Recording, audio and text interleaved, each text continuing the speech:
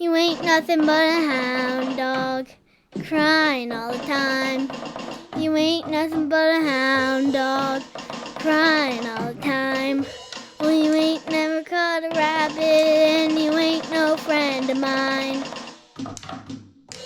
That's right, folks. Today we're going to be talking about the king of rock and roll himself, Elvis Presley, including his love for hound dogs, right here with the Doodle Brothers. The cranky Professor Marley! All right, class, today I want to talk to you about royalty. You mean like the Queen of England?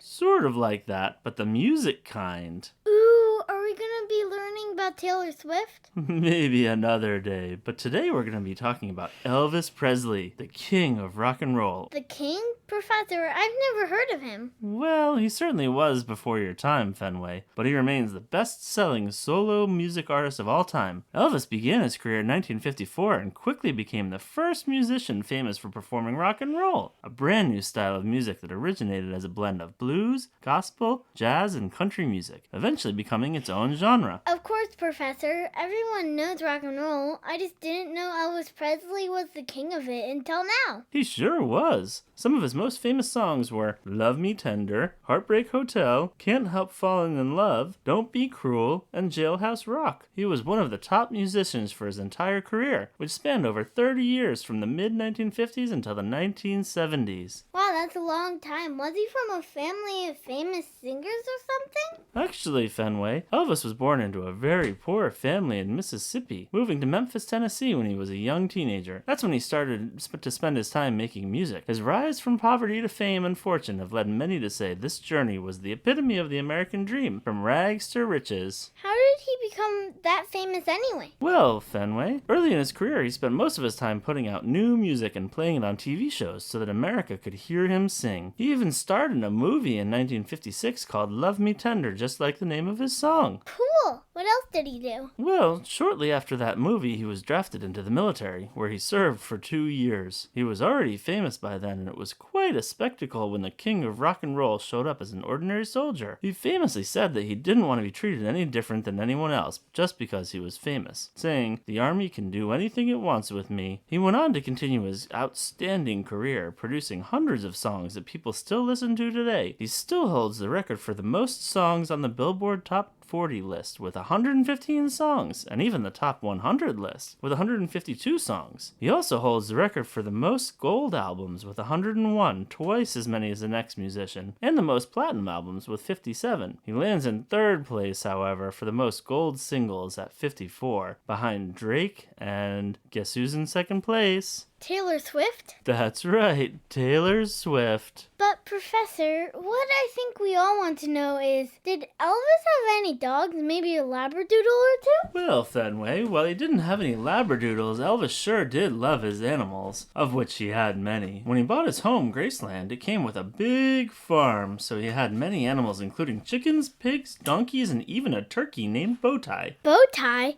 Did it wear a bow tie? Who knows? Anything's possible, I guess. For a while at the beginning, there was no fence in his yard, so he had to keep the donkeys in the swimming pool, which was empty at the time. He even had a chimpanzee at one point, and a squirrel monkey, not to mention 2 wallabies given to him by fans and some peacocks. Some of them ended up at the Memphis Zoo because he couldn't keep them as pets. According to the official Graceland website, Elvis had many dogs, including a basset hound named Sherlock, 2 Great Danes named Brutus and Snoopy, and a Pomeranian named Edmund, who he gave to his Aunt Delta. He also had a chow named Get Low, who he once flew to Boston on his private jet to get medical treatment. Talk about first-class travel. You're right. He also owned other dogs named Whoosh, Oswald, and Michael Edwards. That's a funny name for a dog. You're right. It sure does sound like a human name. He even had a room at Graceland that he named the Jungle Room, probably because he loved animals so much. But Professor, could any of them play music? I don't think any of them could play music, but he did have a bird once that would repeat all of the excuses used as to why Elvis couldn't come to the phone. Like, "Elvis is asleep," and "Elvis isn't available." But I don't think any of them could play music. That's weird. I'm a dog and I can play music. Really, Fenway? Let me see.